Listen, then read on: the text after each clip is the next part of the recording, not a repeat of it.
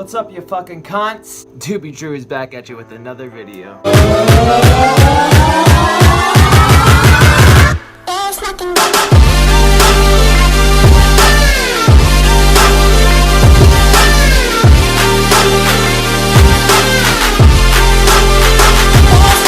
So, since you guys didn't really seem to like my Melanie Martinez video, which I understand why, it was poorly constructed and I didn't really have a lot of arguments to make, I figured we'd talk about something a little bit more relatable today.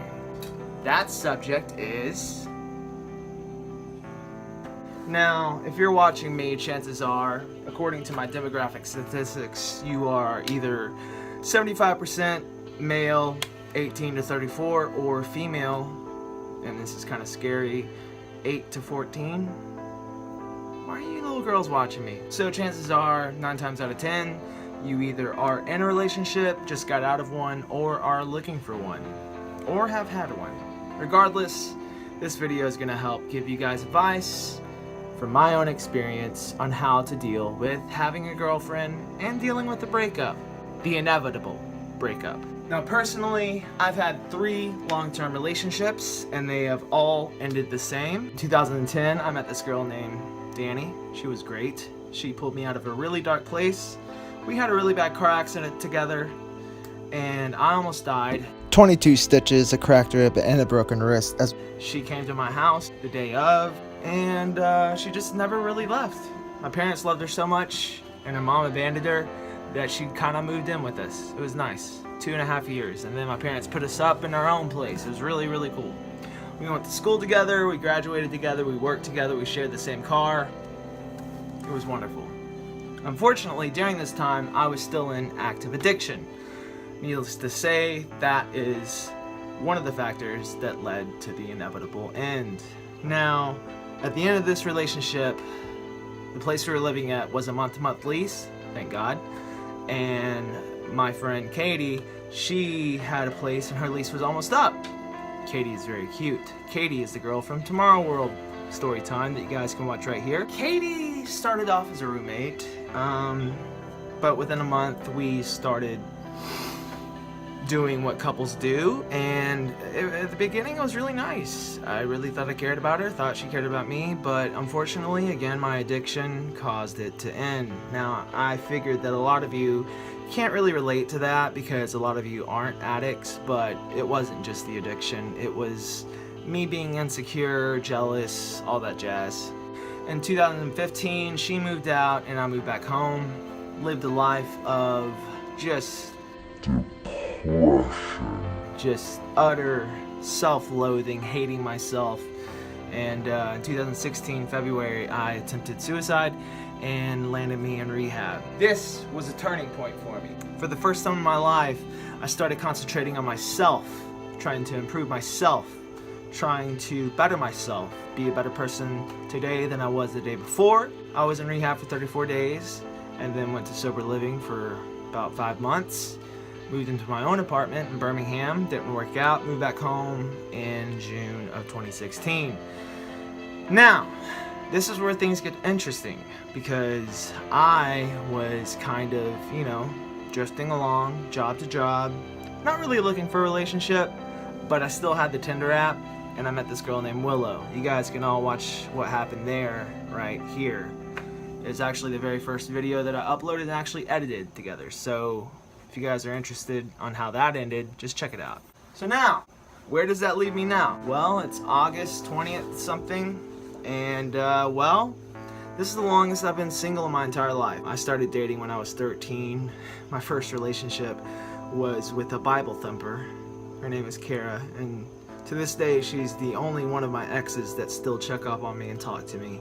She's married now, and she's very happy, and sometimes we'll talk on Facebook, and it's really nice. But unfortunately, I have deduced why every relationship I have ends, and it has nothing to do with drugs. I've actually figured out why a lot of relationships end, if I may. Got my notes right here. So, jealousy is toxic.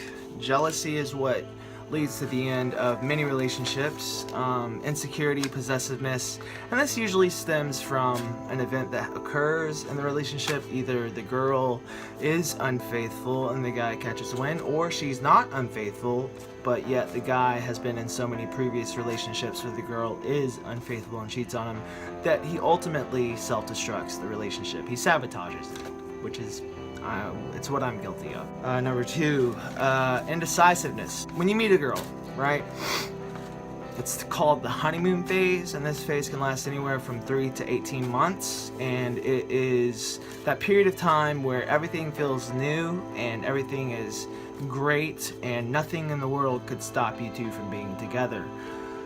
Now, this is my favorite phase because this is, chemicals are being released in your brain, dopamine, serotonin, and oxytocin even in some cases, where you really experience a bond with the other person, with your partner. Now, when this stage ends is when the real work starts. Now, mind you, relationships are work. For instance, let's say I meet a girl, right?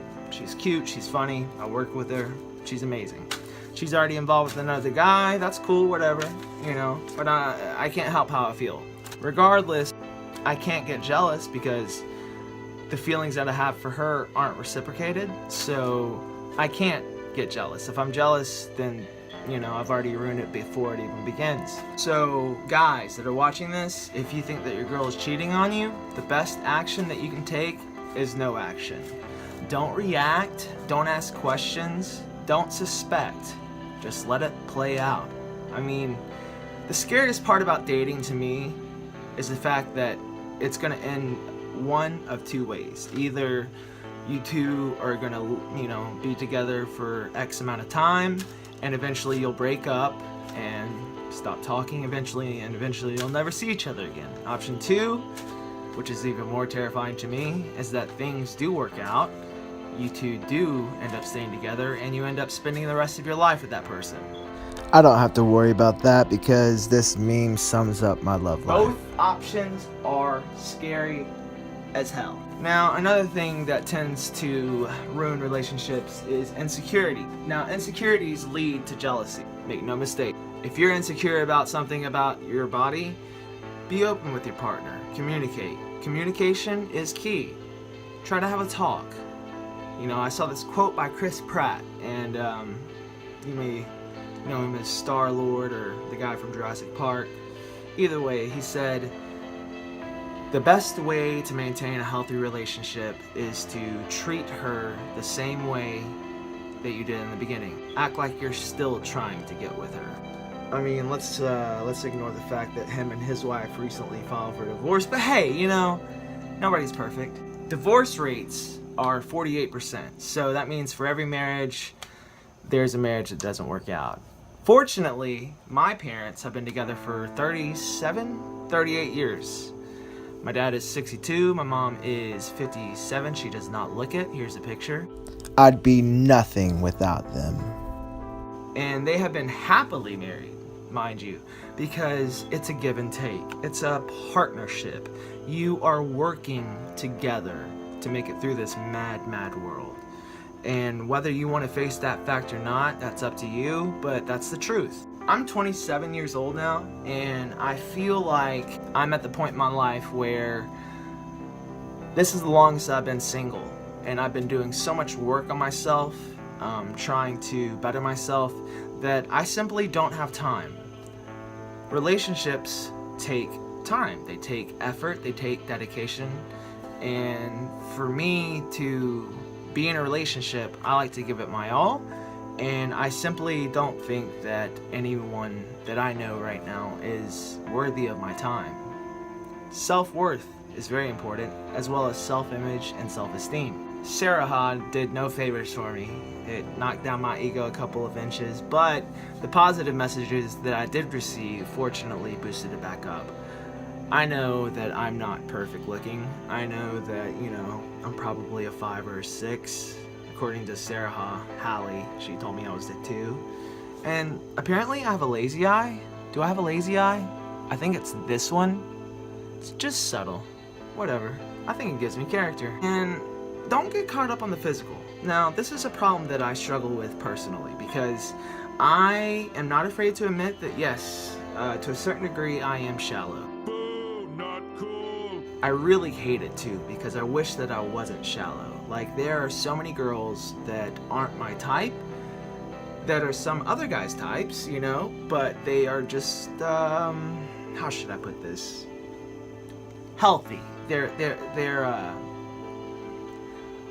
are on the healthy side. I don't like bigger girls, okay? I mean, they're great friends, they're great companions, but whenever I hang out with them, they always tend to get the wrong idea just because of my personality.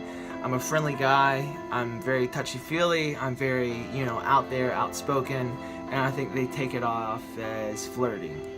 Now, unfortunately, I wish that I could change this because my life would be a hell of a lot easier if I could just look past the weight and be with these people, because some of these girls are some of the coolest chicks I've ever met in my life.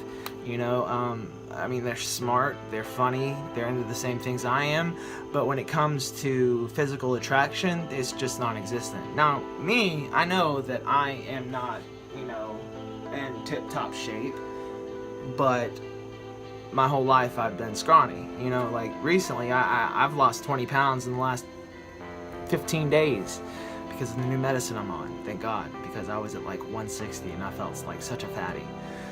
But now I'm back down to like 141, 142, and I feel really confident. And confidence is key, as well as communication. Now, confidence comes with experience. You're not just going to walk into a club and be confident right off the bat, unless you're somebody like me who just does not give a single flying. Confidence is infectious. You can walk into a room and demand attention without demanding anything. Me, for instance, I'm not like bragging or anything. I'm just speaking from my own personal experience.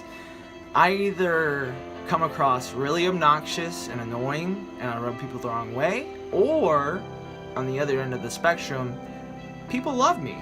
There is no in between with me, and that's a really big problem. There is nobody that says, oh, Drew, yeah, he's alright. It's either, oh, Drew, I love that guy, or, oh, Drew, oh, I hate that guy. It's something that I've been working on. Unfortunately, it has not been going so well. These are just some, dating advice. Try to make the first conversation you have with the girl less than 20 minutes. Make her want more. Same goes for girls, but you guys already know that. Girls are like eons beyond guys when it comes to manipulating situations in their favor. Me personally, I'm a terrible manipulator and I'm an even worse liar. So that's why I just simply don't do either. What you see is what you get with me. Like, for instance, right now, I am extremely into this one girl. It's not gonna work out, I know it's not. And I know I was just talking about confidence, but we just come from two such different worlds that it's obvious that the closest I'll ever be to her is a friend, and that's fine. As long as she's in my life, I'm happy. Can I tell you a secret? You don't have to be in a relationship. I mean it. I know they force it down your throat until you choke on it. Girls aren't pretty unless they're wanted. Boys aren't men unless they're having sex with someone. People aren't lovable until they're dating someone. But a relationship won't always make you happy. And as wonderful as romance is, it isn't the only love that exists. I've seen relationships and friendships that are far deeper and more pure than couples who swear it's forever, and yet the friendship is the one people ignore. I've heard so often nobody loves me out of the mouths of people who are single, and it kills me because if you ask them, where are your parents, your teachers, your classmates, your pets, they say, sure, yeah, but that doesn't count. Of course it counts. Love doesn't diminish just because someone doesn't want to sleep with you.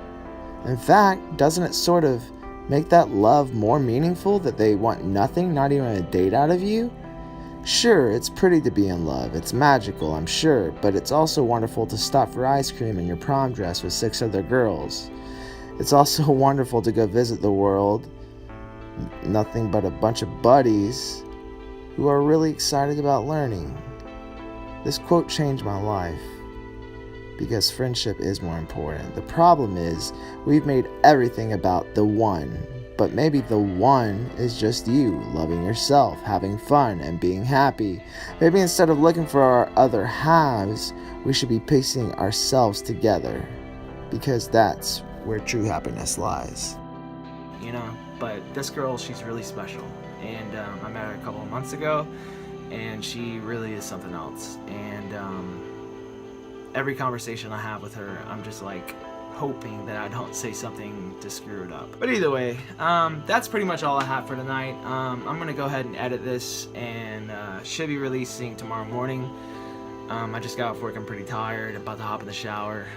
Thank you guys so much for watching, and if you like this episode, please leave a comment and I'll make more like it. And in the meantime, you guys can check these out, and no, I'm sorry, you can check these out and subscribe right here. Okay guys, thank you so much for watching. God bless you. I love you guys. Oh, do I?